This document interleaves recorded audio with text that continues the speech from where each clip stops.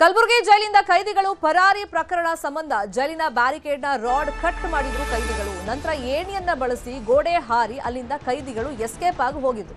ಕಲಬುರಗಿ ಜೈಲಿಂದ ಎಸ್ಕೇಪ್ ಆಗಿದ್ದು ಮೂವರು ಕೈದಿಗಳು ಸಂತೋಷ್, ಮಸ್ತಾನ್ ಮತ್ತೆ ಸಾಗರ್ ಅನ್ನೋ ಕೈದಿಗಳು. ಬೆಳಗ್ಗೆ ಕೈದಿ ಸಂತೋಷ್ ಕಾಲಿಗೆ ಫೈರಿಂಗ್ ಅನ್ನ ಮಾಡಿ ಆತನನ್ನ ಬಂಧಿಸಲಾಗಿತ್ತು.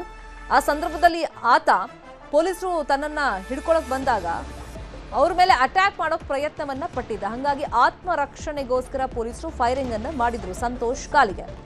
ನ್ಯೂಸ್ 18 ಅಲ್ಲಿ ಕೈದಿಗಳು ಬಳಸಿದ್ದ ಏಣಿ ಫೋಟೋ ಲಭ್ಯವಾಗಿದೆ. ಅಂದ್ರೆ ಇವರು ಸುಮಾರು ದಿನದಿಂದ ಪ್ಲಾನ್ ಮಾಡಿದ್ರು, ಹೆಂಗೆ ಎಸ್ಕೇಪ್ ಆಗಬೇಕು, ಯಾವಾಗ ಎಸ್ಕೇಪ್ ಆಗಬೇಕು, ಜೈಲಲ್ಲಿ ಏನೆಲ್ಲ ಎಕ್ವಿಪ್ಮೆಂಟ್ಸ್ ಇದೆ ಅದನ್ನ ಹೆಂಗೆ ಯೂಸ್ ಮಾಡಿಕೊಂಡು ತಾವು ಎಸ್ಕೇಪ್ ಆಗಬೇಕು ಅಂತೆಲ್ಲ ಪ್ಲಾನ್ ಮಾಡಿನೇ ಆ ಕಾಂಪೌಂಡ್ ಅನ್ನ ಹಾರು ಹೋಗಿರೋದು. ಅವ್ರು ಬಳಸಿದಂತ ಏಣಿ ಫೋಟೋವನ್ನ ಗಮನಿಸ್ತಾ ಇದ್ದೀವಿ. 3 ಜನ ಕೈದಿಗಳು ಪರಾರಿಯಾಗಿದ್ದು ಅದರಲ್ಲಿ ಸಂತೋಷನ್ನ ಬಂಧಿಸಿದ್ದಾರೆ. ಆತ ಎಸ್ಕೇಪ್ ಆಗಿ ಹೋಗಿದ್ದ.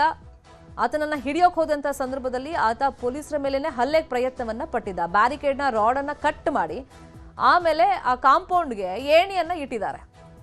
ಅಲ್ಲಿಂದ ಎಸ್ಕೇಪ್ ಆಗಿ ಹೋಗಿ ಪರಾರಿ ಆಗೋದಕ್ಕೆ ಟ್ರೈ ಮಾಡಿದ್ದಾರೆ. ಅದರಲ್ಲಿ ಇಬ್ರು ಎಸ್ಕೇಪ್ ಆಗಿದ್ದಾರೆ. ಬಟ್ ಸಂತೋಷ್ ಮಾತ್ರ ಪೊಲೀಸರಿಗೆ ಆಮೇಲೆ ಸಿಕ್ಕಾಕೊಂಡ್ಬಿದ್ದಾನೆ.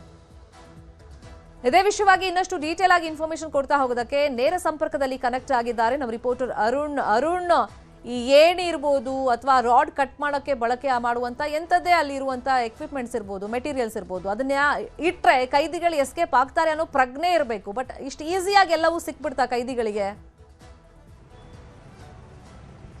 ಧನುಶ್ರೀ, ಅಂದರೆ ಕಲಬುರಗಿ ಜೈಲಲ್ಲಿ ಕೈದಿಗಳಿಗೆ ಸುರಕ್ಷಿತವಾಗಿ ಬ್ಯಾರಿಕೇಡ್ನಲ್ಲಿ ಹಾಕಿರ್ತಾರೆ. ಆದರೆ ಅಲ್ಲಿದ್ದಂಥ ಸಿಬ್ಬಂದಿ ನಿರ್ಲಕ್ಷ್ಯಕ್ಕೆ ಈ ಒಂದು ಕೈದಿಗಳು ಎಸ್ಕೇಪ್ ಆಗಲು ಸಹಾಯವಾಗಿರುತ್ತೆ ಅಂತ ಹೇಳ್ಬೋದು. ಯಾಕಂತಂದರೆ ಕಲಬುರಗಿ ಜೈಲಿನಲ್ಲಿ ದುಡ್ಡು ಕೊಟ್ಟರೆ ಏನೆಲ್ಲ ಸಿಗುತ್ತೆ ಅನ್ನೋದಕ್ಕೆ ಇದು ತಾಜಾ ಉದಾಹರಣೆ. ಯಾಕಂದರೆ ಅಲ್ಲಿ ಸಾಕಷ್ಟು ಸುಮಾರು 100 ಜನ ಸಿಬ್ಬಂದಿಗಳಲ್ಲಿ ಕೈದಿಗಳನ್ನು ಕಾಯೋಕ್ಕಿರ್ತಾರೆ. ಆದರೆ ಕೈದಿಗಳು ಎಸ್ಕೇಪ್ ಆಗಿ ಹೋಗೋವರೆಗೂ ಕೂಡ ಯಾರು ಗಮನಕ್ಕೂ ಬಂದಿಲ್ವ ಅನ್ನೋದು ಪ್ರಶ್ನೆಯನ್ನು ಕಾಡ್ತಾ ಇರುವಂಥದ್ದು. ಯಾಕಂತಂದರೆ ಅಲ್ಲಿದ್ದಂಥ ಸಿಬ್ಬಂದಿಗಳು ಯಾರಾದರೂ ಅವರ ಜೊತೆ ಕೈ ಜೋಡಿಸರ ಅನ್ನೋ ಕೂಡ ಅನುಮಾನ ವ್ಯಕ್ತವಾಗ್ತಾ ಇದೆ. ಯಾಕಂದರೆ ಕಲಬುರಗಿ ಜೈಲಿನಲ್ಲಿ ಕನ್ಸ್ಟ್ರಕ್ಷನ್ ನಡೀತದೆ. ಕನ್ಸ್ಟ್ರಕ್ಷನ್ ನಡೆಯುವಂಥ ಸಂದರ್ಭದಲ್ಲಿ ಅಲ್ಲಿ ಏಣಿಯನ್ನು ಇಡಲಾಗಿತ್ತು.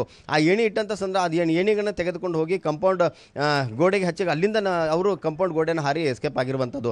ಅಲ್ಲದೆ ಅದಕ್ಕಿಂತ ಮುಂಚೆನ ಬ್ಯಾರಿಕೇಡ್ ನಂಬರ್ 5 ಏನಿದೆ, ಆ 5ರಿಂದ ಬ್ಯಾರಿಕೇಡಿನ ರಾಡನ್ನು ಕಟ್ ಮಾಡ್ತಾರೆ. ಆ ಒಂದು ರಾಡ್ ಕಟ್ ಮಾಡಲು ಅವರಿಗೆ ಅಲ್ಲಿದ್ದಂಥ ರಾಡ್ ಕಟ್ ಮಾಡಲು ಬ್ಲೇಡ್ ಆದರೂ ಎಲ್ಲಿಂದ ಸಿಕ್ತು, ಆ ರಾಡ್ ಹೀಗೆ ಕಟ್ ಮಾಡಿದ್ರು. ಆ ರಾಡ್ ಕಟ್ ಮಾಡುವಾಗ ಯಾರ ಗಮನಕ್ಕೂ ಬಂದಿಲ್ವ? ಯಾಕಂದ್ರೆ ಅಲ್ಲಿ ಪ್ರತಿನಿತ್ಯವೂ ಕೂಡ ಹಗಲು ರಾತ್ರಿ 24 ಗಂಟೆ ಪೆಟ್ರೋಲಿಂಗ್ ಅನ್ನು ಮಾಡ್ತಾರೆ. ಹೊರಗಡೆ ಕೂಡ ಆ ಸಿಬ್ಬಂದಿಯನ್ನು ನೇಮಕ ಮಾಡಿರ್ತಾರೆ. ಹೊರಗಡೆಯಿಂದ ಇನ್ನೂ ವಸ್ತುಗಳು ಬರಬಾರ್ದು, ಕೈದಿಗಳು ಹೋಗಬಾರ್ದು ಅಂತ ಹೇಳಿ. ಆದರೆ ಅಲ್ಲಿ ಇವರು ಏನಂತಾರೆ, ಒಳಗಡೆಯಿಂದ ಬರ್ತಾರೆ, ಹೊರಗಡೆ ಬಂದು ಕಂಪೌಂಡ್ ಅನ್ನು ಜಂಪ್ ಮಾಡಿ ಹೋಗ್ತಾರೆ. ಆರಾಮ್ ಹೆಂಗಂದ್ರೆ ರಾಜಾರೋಷವಾಗಿ ಬಿಂದಾಸ್ ಆಗಿ ನಡ್ಕೊಂಡು ಹೋಗುವಂಥ ಈಗ ವಿಡಿಯೋ ಕೂಡ CCTV ಲಭ್ಯವಾಗಿರುವಂಥದ್ದು. ಇಷ್ಟೆಲ್ಲ ಆಗ್ತಾ ಇದ್ರು, ಸಿಬ್ಬಂದಿಗಳು ಏನು ಮಾಡ್ತಾ ಇದ್ರು ಅನ್ನೋದಕ್ಕೆ ಪ್ರಶ್ನೆಯನ್ನು ಕಾಡ್ತಾ ಇರುವಂಥ. ಅಲ್ಲದೆ ಈಗ ಏನು 3 ಜನ ಸಜಾಬಂದಿ ಕೈದಿಗಳು ಎಸ್ಕೇಪ್ ಅನ್ನು ಆಗಿದ್ರು, ಸಾಗರ್, ಮಸ್ತಾನ್ ಮತ್ತೆ ಸಂತೋಷ್. ಇವ್ರು ಏನಂತಂದರೆ ಹೋದಂಥ ಇಬ್ಬರು ಏನಂತಂದರೆ ಎಸ್ಕೇಪ್ ಆಗಿರುವಂಥದ್ದು. ಇನ್ನು ಓರ್ವ ಸಂತೋಷ್ ಇದ್ದಾನೆ, ಅವ್ರ ತನ್ನನ್ನು ಬಂಧಿಸಿ ಈಗ ಕಲಬುರಗಿ ಪೊಲೀಸರು ಬಂಧಿಸುವಂಥ ಸಂದರ್ಭದಲ್ಲಿ ಅವರು ಪೊಲೀಸರ ಮೇಲೆ ಅಟ್ಯಾಕನ್ನು ಮಾಡ್ತಾರೆ. ಅಟ್ಯಾಕ್ ಮಾಡಿದಂಥ ಸಂದರ್ಭದಲ್ಲಿ ಆತ್ಮರಕ್ಷಣೆಗಾಗಿ ಪೊಲೀಸರು ಆತನ ಕಾಲಿಗೆ ಗುಂಡನ್ನು ಹಾರಿಸಿರುವಂಥದ್ದು.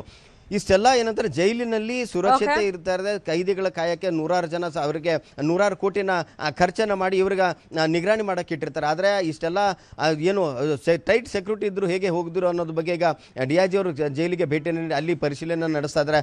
ಯಾರೆಲ್ಲ ಅಧಿಕಾರಿಗಳು ಇದರಲ್ಲಿ ಲೋಪ ಮಾಡಿದರೆ ಅವ್ರ ವಿರುದ್ಧ ನಿರ್ದಾಕ್ಷಿಣ್ಯ ಕ್ರಮ ಕೈಗೊಳ್ತೀನಿ ಅಂತ ಹೇಳ್ತಾ ಇರುವಂಥದ್ದು.